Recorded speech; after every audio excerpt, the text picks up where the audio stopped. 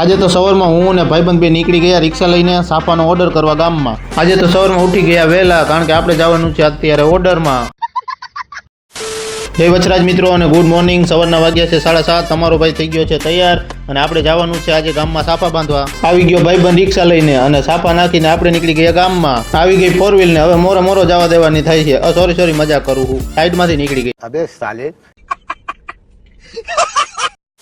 આવી ગયા ઉતારે અને જાન આવી ગઈ છે અને પછી કરી દીધું મેન ભાઈબંધે સાપા બાંધવાનું ચાલુ. સાપા બંધાઈ ગયા ને આપણે થઈ ગયા છીએ હવે નવરા. જો મિત્રો આવું છે કઈક ડીજે અને હવે હું ભાઈબંધ બે નીકળી ગયા છે ઘર સાઈડ. આવી ગયા ઘરે અને કપડાં બદલાવીને તમારો ભાઈ થઈ ગયો છે તૈયાર અને મારો કલેજો પણ તૈયાર થઈ ગયો છે અને જવાનું છે આપણે લગ્નમાં. ગાડી લઈને સીધા નીકળી ગયા મેંગણી, કારણ કે આપણે જવાનું છે અત્યારે લગ્નમાં.